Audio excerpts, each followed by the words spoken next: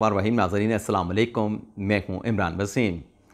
नाज़रीन, इस प्रोग्राम में 4 बड़ी अहम ख़बरों की तफसीलात आपके साथ हम शेयर करेंगे। लेकिन नाज़रीन, इन चारों ख़बरों की डिटेल से आज के प्रोग्राम का आगाज़ करने से पहले एक छोटी सी वजाहत में आप नाज़रीन की खिदमत में पेश करने की जिसारत चाहूँगा। वजाहत नाज़रीन ये है कि ये जो आपने थंबनेल पे पहली 2 लाइनें पढ़ी हैं कि चीफ जस्टिस के ख़त ने तहलका मचा दिया, हंगामा बर्पा कर दिया, ये अलग से एक ख़बर है। इसकी तफसीलात भी आप नाज़रीन के साथ अभी कुछ देर में हम शेयर करेंगे। और दूसरी जो हमारी थंबनेल की लाइन है, जिसे हम ख़बर की हेडलाइन कहते हैं, ख़बर का टाइटल कहते हैं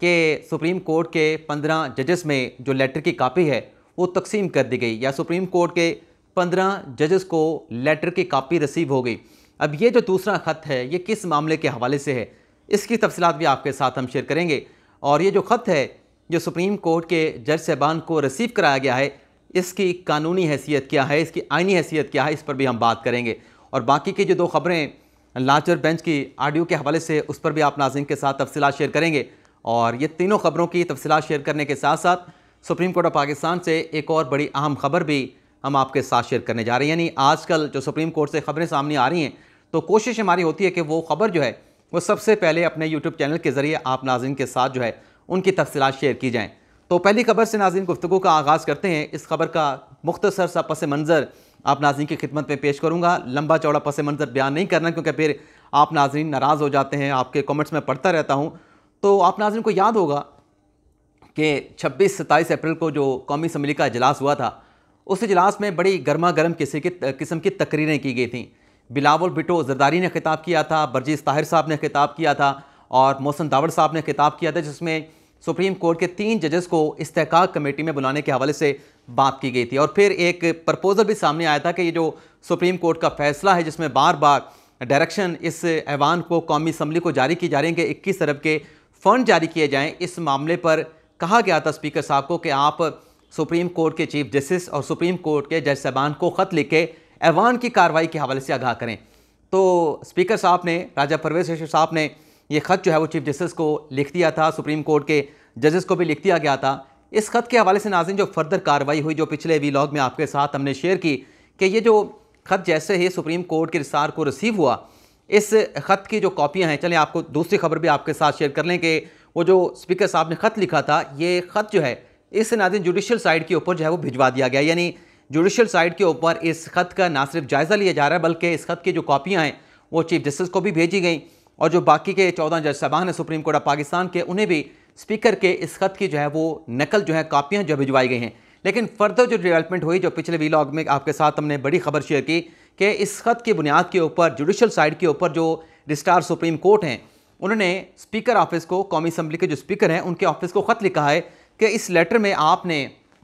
जिन चीज़ों की निशानदेही की है कि सुप्रीम कोर्ट जो है वो ट्रांसग्रेस कर रही है, सुप्रीम कोर्ट खिलाफ वर्जी कर रही है, सुप्रीम कोर्ट की जानिब से जो ऐवान की कार्रवाई है उसमें मुदाखलत की जा रही है, इंक्रोच अपान किया जा रहा है, तो इन तमाम चीज़ों की निशानदेही करें। और इस हवाले से जो कौमी असम्बली के 5 इजलासों की कार्रवाई, कामा कमेटी के इजलास की कार्रवाई, उनका रिकॉर्ड मांगा गया था। अब मैंने जो थंबनेल पे लिखा कि इस ख़त ने तहलका मचा दिया, हंगामा बर्पा कर दिया, तो ये बड़ी खबर आपके साथ हमने शेयर की। और जैसे ये खबर मीडिया के ऊपर चली, सोशल मीडिया पे चली, तो आज जो कौमी असम्बली का इजलास था, इसमें नाज़रीन ख्वाजा आसिफ साहब ने एक बड़ा ही सख्त किस्म का खिताब किया है, दबंग किस्म का खिताब किया है, और इसमें कुछ बातें सामने आई हैं। और उन बातों का ताल्लुक जो सुप्रीम कोर्ट का बेंच है, लार्जर बेंच, उसकी ऑडियो के हवाले से भी है। तो ख्वाजा आसिफ साहब ने क्या कहा है, पहले आपको बता देते हैं, और तहलका कैसे बर्पा हुआ है, हंगामा कैसे आज जो है वो खड़ा हुआ है कौमी असम्बली के आज के ऐवान में। ये चीज़ बातें जो हैं ख्वाजा आसिफ साहब की आप सुन लें कि ख्वाजा आसिफ साहब कह रहे हैं। ख्वाजा आसिफ साहब ने आज कहा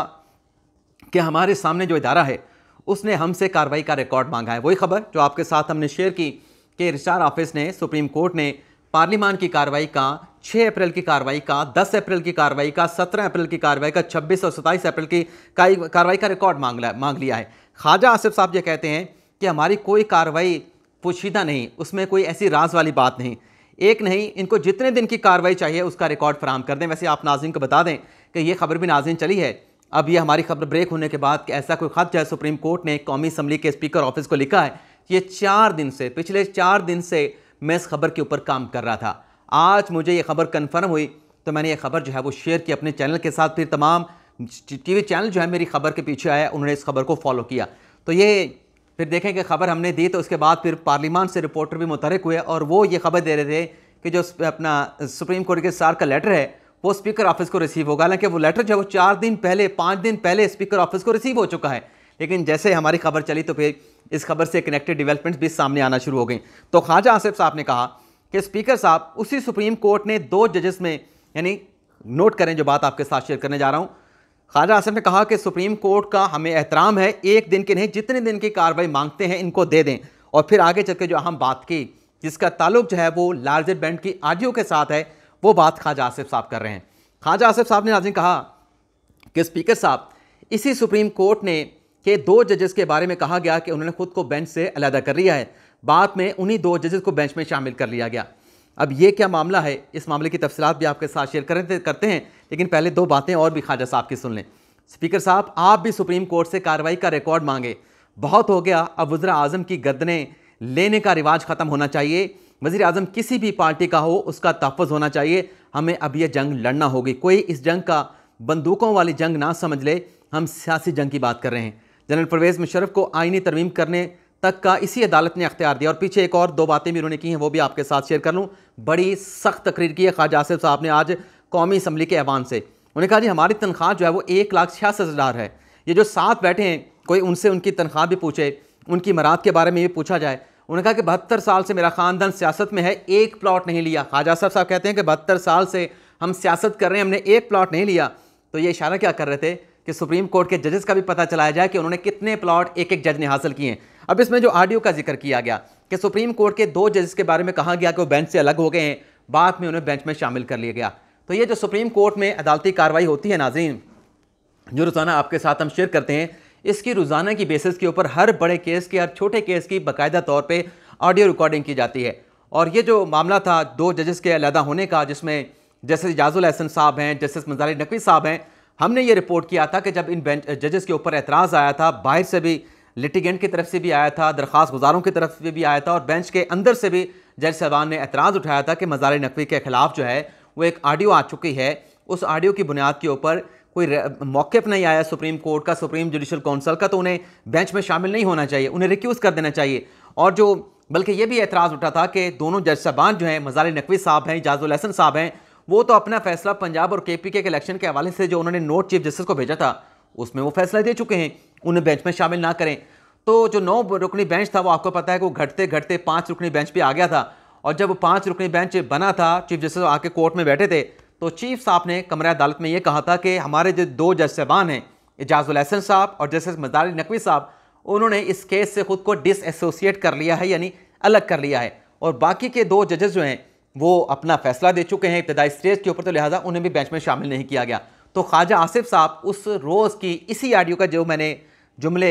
प्रेमा फिशाई जो हमने रिपोर्ट किए, हमारे साथियों ने हमें बताए, वो हम आपके साथ जो शेयर कर रहे हैं, इस ऑडियो का जिक्र कर रहे थे कि सुप्रीम कोर्ट के उस रोज़ की कार्रवाई का रिकॉर्ड जो है वो स्पीकर कौमी असम्बली राजा परवेज़ अशरफ चीफ जस्टिस से मांगें, उससे पता चल जाएगा कि 2 जज साहबान जिनके बारे बाद में कहा गया कि वो तो बेंच से अलग नहीं हुए थे, आप कोई ऑर्डर दिखा दें। ऑर्डर की बात की जाती है कि तहरीर ऑर्डर में कहाँ लिखा गया कि दोनों जज साहबान ने जो है वो अपने आप को कार्रवाई से अलग कर लिया। तो ख्वाजा आसिफ ये कह रहे थे कि ज़बानी तौर पे तो आके कमरा अदालत में कहा गया था कि दोनों जज साहबान ने इस केस से खुद को अलग कर लिया है, तहरीरी ऑर्डर में बात नहीं आई, तो उनका रिकॉर्ड भी मांगा जाए, उनके अदालती रिकॉर्ड का भी जायज़ा लिया जाए। सुप्रीम कोर्ट में जो समातें होती हैं, समातों की जो तारीख मुकर्रर होती है, उसका रिकॉर्ड भी मांगा जाए। तो ये ऑडियो लीक की जो मैंने बात की है, ऑडियो वायरल हो गई इस 8 रुकनी अपना लार्जर बेंच की। अगर ये नाज़रीन ऑडियो मंजर आम पे आती है, स्पीकर की जानिब से ऐसा कोई ख़त लिखा जाता है, तो ये ऑडियो अगर स्पीकर कौमी असम्बली को दी गई, तो आप देखिएगा कि ये ऑडियो 9 रुकनी लार्जर बेंच की, जो कि घट के 5 रुकनी बेंच हो गया था, ये ऑडियो सोशल मीडिया पे कैसे वायरल होती है। अब ये सुप्रीम कोर्ट से एक और बड़ी खबर जो आपके साथ हमने शेयर की करनी है, जिसका मैंने वादा किया आपके साथ, ये जो नाज़रीन ख़त है जो स्पीकर साहब ने लिखा था सुप्रीम कोर्ट के जज साहबान को,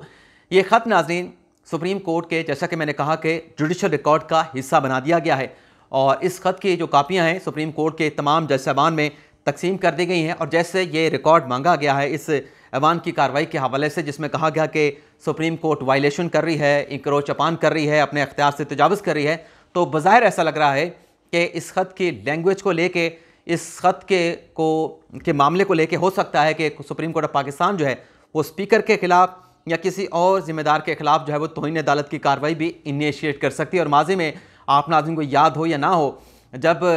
परवेज़ रशीद साहब जो हैं वो 2008-2013 से जब वो पीपल्स पार्टी के मिनिस्टर हुआ करते थे पानी और बिजली के, तो उस वक्त जो केस सुप्रीम कोर्ट में चल रहा था रेंटल पावर के हवाले से, उस अदालती कार्रवाई में भी राजा परवेज़ रशीद साहब ने उस वक्त के चीफ जस्टिस इफ्तिखार मोहम्मद चौधरी साहब को एक ख़त लिखा था। उस ख़त का भी जुडिशल अखुद नोटिस लिया गया था इफ्तिखार मोहम्मद चौधरी की तरफ से, और इफ्तिखार मोहम्मद चौधरी के बेंच ने यह करार दिया था कि जो आपने लेटर लिखा है सुप्रीम कोर्ट ऑफ पाकिस्तान को, ये सुप्रीम कोर्ट की कार्रवाई में मुदाखलत है। ये आपका ख़त लिखना बतौर minister supreme court of Pakistan के बेंच को, जो कि रेंटल पावर प्रोजेक्ट के हवाले से मुकदमे की समाअत कर रहा है, ये आपने अदालती कार्रवाई पर असरअंदाज होने की कोशिश की, तो क्यों ना आपके खिलाफ तौहीन अदालत की कार्रवाई शुरू करके आपको तौहीन अदालत का मुर्तकब करार दिया जाए। तो ये बी लेटर जो है वो राजा परवेज़ रशीद साहब ने लिखा है, और इस पर भी ये जो फर्दर डेवलपमेंट हुई है, जो इनिशियल डेवलपमेंट हुई है, वो आपके साथ हम शेयर कर चुके हैं। फर्दर देखते हैं कि क्या जो कौमी असम्बली के स्पीकर हैं, जो उनसे रिकॉर्ड मांगा गया है, वो रिकॉर्ड फराहम करते हैं नहीं करते, और जो ख्वाजा आसिफ साहब ने कहा है कि उनसे भी उस कार्रवाई का रिकॉर्ड मांगा जाए जिसमें 2 जज साहबान अदालती कार्रवाई से अलग हो गए थे। तो देखते हैं फर्दर क्या डेवलपमेंट होती है दोनों जानिब से। लेकिन बहरहाल ये तो बात बज़ाहिर नज़र आती है कि दोनों इदारों में एक हेड ऑन केसी सूरत हाल जो है वो नज़र आती है। इसके अलावा नाज़रीन, परवेज़ इलाही साहब जिनके घर में जो है वो रेड किया गया था, उनकी गिरफ्तारी के लिए आज वो लाहौर हाई कोर्ट में पेश हुए। उनकी 15 मई तक जो है वो अबूरी ज़मानत को एक्सेप्ट कर लिया गया है। पुलिस को उनकी गिरफ्तारी से रोक दिया गया है। और ये चले परवेज़ इलाही साहब तो गिरफ्तारी से बच गए, हम जब ये वीलॉग रिकॉर्ड कर रहे हैं तो ये खबरें भी सामने आई हैं कि महकमा एंटी करप्शन जो पंजाब है, उसने उस्मान बुज़दार साहब को, साबिक वज़ीर पंजाब उस्मान बुज़दार की गिरफ्तारी के लिए उनके घर जो है वो पहुंची है पुलिस। और पता नहीं, जब हम ये लोग रिकॉर्ड कर रहे हैं कि उस्मान बुज़दार साहब गिरफ्तार हुए हैं, उस्मान बुज़दार साहब घर पे मौजूद थे नहीं थे, तो ये मतलब परवेज़ इलाही साहब की एक तरफ ज़मानत हुई है, तो दूसरी तरफ साबिक जो वज़ीर आला हैं पंजाब के, उनके घर भी जो है वो पुलिस गिरफ्तारी के लिए, उन्हें गिरफ्तार करने के लिए पहुँच चुकी है। 2 खबरें साबिक वज़ीर आज़म इमरान खान और असद उमर साहब से मुतल्लिक है।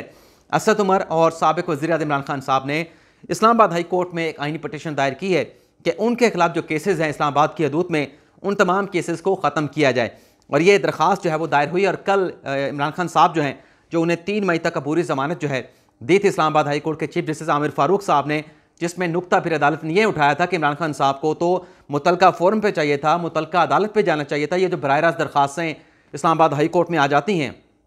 क्या ये दरख्वास्तें काबिल समात हैं? इसके ऊपर कल जो है इस्लामाबाद हाई कोर्ट में बड़ी अहम समात होने जा रही है। और इसके अलावा जो लाहौर हाई कोर्ट में इमरान खान के खिलाफ 131 मुकदमात के इंदराज, या PTI के खिलाफ जो 31 मुकदमा दर्ज किए गए हैं, उसमें आज लाहौर हाई कोर्ट के लाजिर बेंच ने इमरान खान साहब को शामिल तफ्तीश होने का कह दिया कि आप शामिल तफ्तीश हो जाएं और फिर जो है आप अदालत में आएँ, तो फिर इस मामले का आगे जो है वो इसका फर्दर कोई ना कोई फैसला किया जाएगा। तो ये था नाज़रीन हमारा आज का वीलॉग। आपसे इजाज़त चाहते हैं। अल्लाह ताला हम सबका हामी नासिर अपनी ढेर सारी दुआ में याद रखिएगा। अल्लाह हाफिज़।